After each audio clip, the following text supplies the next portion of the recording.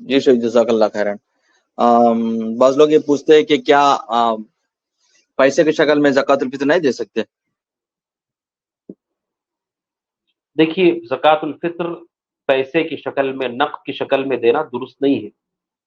کئی وجوہات ہیں اس کی۔ پہلی وجہ یہ ہے کہ اللہ کے نبی صلی اللہ علیہ وسلم نے جو چیز فرض کی ہے وہ اناج میں سے ہے، صاع من تمر، جو لوگ اس زمانے میں اناج کے طور پہ استعمال کرتے تھے، کھجور ہو، جو ہو، اس میں سے اللہ کے نبی صلی اللہ علیہ وسلم نے اسے فرض کیا ہے۔ اور حضرت ابو سعید خدری رضی اللہ تعالیٰ عنہ کہتے ہیں کننا نخرج، کہ ہم اللہ کے نبی صلی اللہ علیہ وسلم کے صحابہ اور عہد نبوی کی بات کرتے ہیں کہ ہم لوگ اناج نکالا کرتے تھے نبی اکرم صلی اللہ علیہ وسلم کے زمانے میں، یعنی صحابہ اکرام کا یہ عمل رہا ہے۔ اور تیسری بات یہ کہ اللہ کے نبی صلی اللہ علیہ وسلم کے زمانے میں نقد موجود تھا، سونا اور چاندی، اور وہ بطور نقد کے استعمال کیا جاتا تھا، پیسے کے لیے، پیسے کی شکل میں اس سے خرید و فروخت لین دین ہوا کرتی تھی۔ اس کے باوجود اللہ کے نبی نے سونے اور چاندی کے سکوں کا ذکر نہیں کیا، دینار اور درہم کا ذکر نہیں کیا، جو اس زمانے میں نقد اور کیش اور کرنسی کے طور پہ استعمال کیے جاتے تھے۔ اگر یہ چیز مشروع ہوتی تو پھر اللہ کے نبی کے زمانے میں یہ چیز موجود تھی، آپ اس کا حکم دیں۔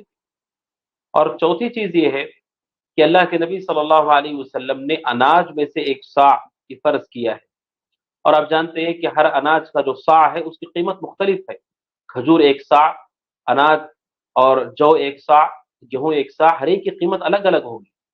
تو پھر جب آپ کہتے ہیں کہ اس کی قیمت دے دی جائے گی تو پھر قیمت کس بنیاد پر دیں گے؟ ایک صاع وہ کون سا ہوگا جس کی قیمت آپ دے رہے ہیں؟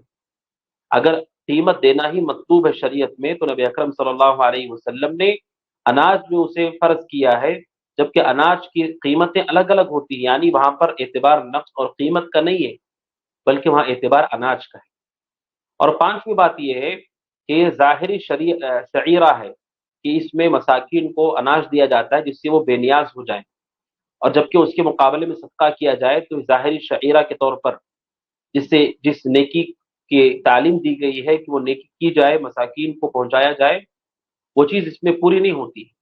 نمبر 6، کچھ لوگ یہ کہتے ہیں کہ لوگوں کو مال کی ضرورت ہے، تو مال کی ضرورت کی وجہ سے کیا شرعی احکامات کو بدلا جا سکتا ہے؟ جو کفارات ہم پر فرض کیے گئے ہیں، روزہ، اگر کوئی آدمی روزہ نہیں رکھ سکتا ہے بڑھاپے کی وجہ سے یا بیماری جو اس کے ساتھ رہ گئی اس کی وجہ سے، کفارہ اسے دینا ہے، تو اس کفارے کا کیا کرے گا؟ اس کی بھی قیمت دے گا۔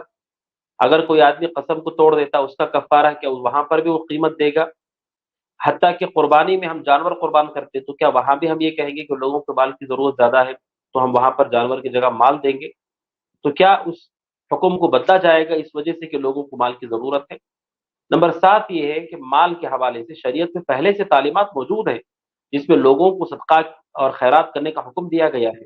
زکوٰۃ، جس میں مساکین، فقراء اور مسافرین اور قرض دار، مقروض، کمزور لوگوں کا خیال کیا گیا ہے، اور اس میں سونا ہو کہ چاندی ہو، اناج ہو، جانور ہو، اسے اللہ کے راستے میں دیا جاتا ہے، لوگوں کی ضرورت کو پورا کیا جاتا ہے۔ تو شریعت نے لوگوں کی ضرورت کو پورا کرنے کے لیے قیمت اور نقد اور کرنسی کے لیے دوسرے راستے پہلے سے رکھے ہیں۔ جو پہلے سے موجود راستے ہونے کے باوجود ہم ایک شرعی حکم کو تبدیل کریں، یہ تو درست نہیں ہے۔ لہذا زکوٰۃ الفطر میں نقد نہیں دیا جائے گا، بلکہ اس میں جو غلہ اور اناج ہم استعمال کرتے ہیں جسے اللہ کے نبی صلی اللہ علیہ وسلم نے فرض کیا، اسی کو دیا جائے گا۔ اللہ تعالی اعلم۔